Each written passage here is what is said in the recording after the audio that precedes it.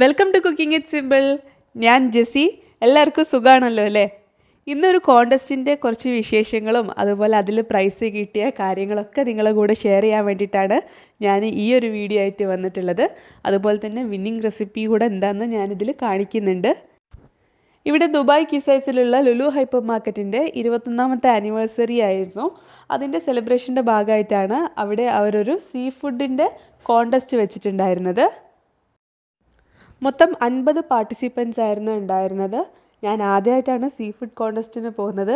പക്ഷേ ഒരുപാട് സന്തോഷമുണ്ട് നിങ്ങളെല്ലാവരുടെ അടുത്ത് ഷെയർ ചെയ്യാനായിട്ട്. എനിക്കവിടെ ഫസ്റ്റ് പ്രൈസാണ് കിട്ടിയത്. എല്ലാവരും മീൻ ഉപയോഗിച്ചിട്ടുള്ള ഡിഷ് തന്നെയായിരുന്നു ചെയ്തത്. ഞാൻ ചെമ്മീൻ കൊണ്ടുള്ള ഒരു കറിയായിരുന്നു ചെയ്തിട്ടുണ്ടായിരുന്നത്. കഴിച്ച ഷെഫൊക്കെ നല്ല അഭിപ്രായം തന്നെയാണ് പറഞ്ഞത്. 4 ഷെഫുമാരായിരുന്നു ജഡ്ജായിട്ട് വന്നത്. അതുപോലെ തന്നെ കൂടെ ഉണ്ടായിരുന്ന കണ്ടസ്റ്റൻസൊക്കെ ഇതിൻ്റെ ഒരു റെസിപ്പി ഷെയർ ചെയ്യാനായിട്ട് പറഞ്ഞിട്ടുണ്ടായിരുന്നു.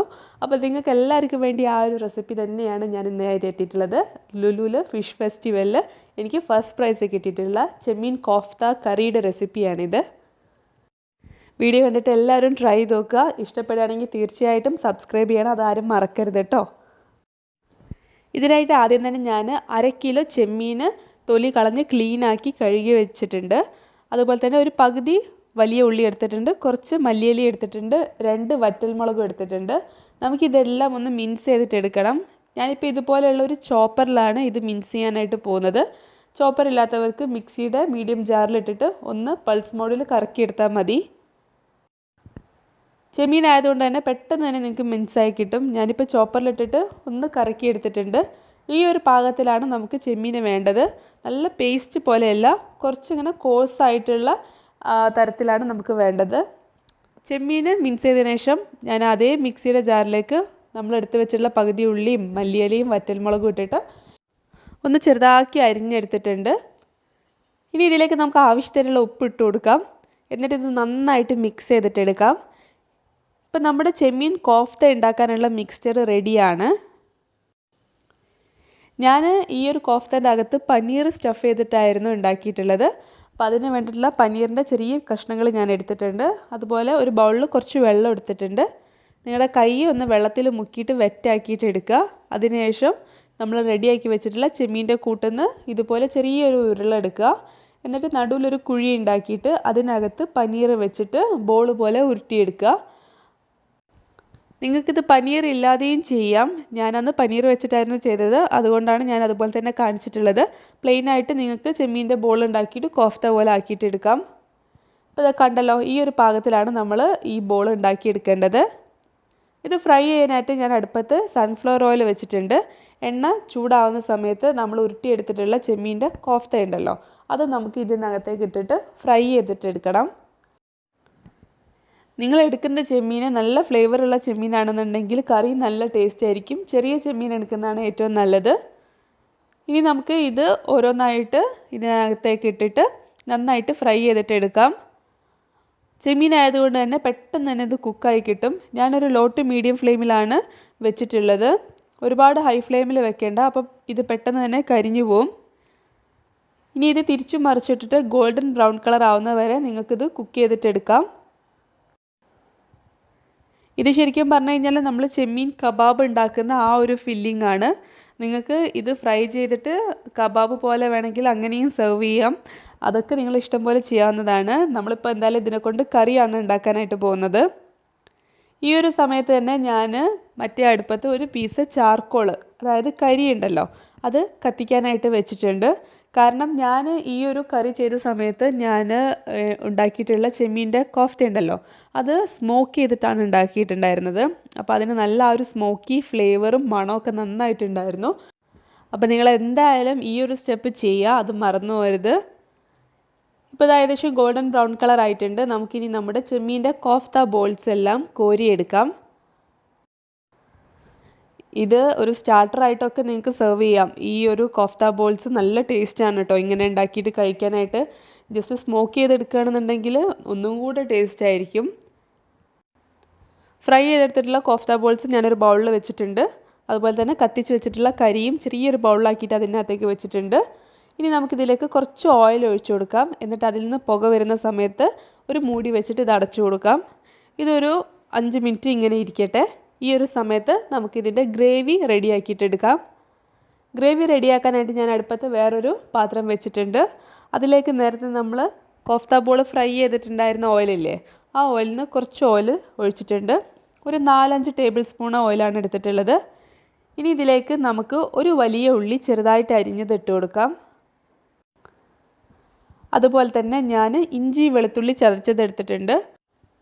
5 അല്ലി വെളുത്തുള്ളിയും അതുപോലെ തന്നെ 2 ഇഞ്ച് കനത്തിലുള്ള ഇഞ്ചിയും ചതച്ചതാണ്. ഇനി ഇതിലേക്ക് നമുക്ക് ആവശ്യത്തിനുള്ള ഉപ്പ് ഇട്ട് കൊടുക്കാം. എന്നിട്ട് ഇത് നന്നായിട്ട് നമുക്കൊന്ന് വഴറ്റിയെടുക്കാം.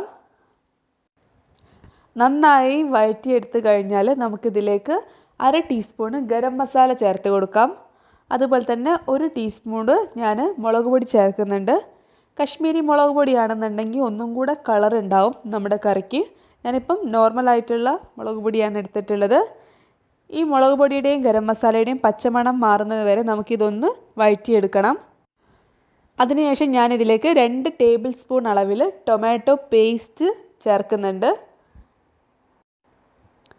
ഈ ടൊമാറ്റോ പേസ്റ്റ് ചേർത്ത് കഴിഞ്ഞാൽ നല്ലൊരു കളറും അതുപോലെ തന്നെ പുളിയും നമ്മുടെ ഗ്രേവിക്ക് കിട്ടും.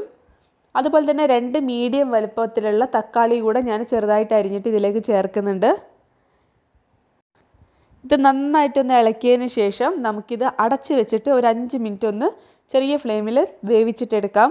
അപ്പോൾ ഈ തക്കാളിയൊക്കെ നല്ല സോഫ്റ്റായിട്ട് ഉടഞ്ഞ് കിട്ടും. ഇതാ കണ്ടല്ലോ, ഈ ഒരു പാകത്തിലായി കിട്ടും. ഈ ഒരു സമയത്ത് നിങ്ങൾ ഫ്ലെയിം ഓഫ് ചെയ്യുക. ഇത് ചെറുതായിട്ടൊന്ന് ചൂട് തണിഞ്ഞു കഴിഞ്ഞാൽ നമുക്ക് ഇത് ഒന്ന് അരച്ചിട്ടെടുക്കണം. നമ്മളിതിൻ്റെ പ്യൂരി ആക്കിയിട്ടാണ് ഗ്രേവി ഉണ്ടാക്കുന്നത്. അപ്പോൾ നിങ്ങൾക്ക് വേണമെന്നുണ്ടെങ്കിൽ ബ്ലെൻഡറിൽ അരച്ചെടുക്കാം. അതെല്ലാം നേരത്തെ നമ്മൾ ചോപ്പ് ചെയ്തിട്ടുണ്ടായിരുന്ന ആ ഒരു ചോപ്പറില്ലേ, അതിൻ്റെ അകത്തും അരച്ചിട്ടെടുക്കാം.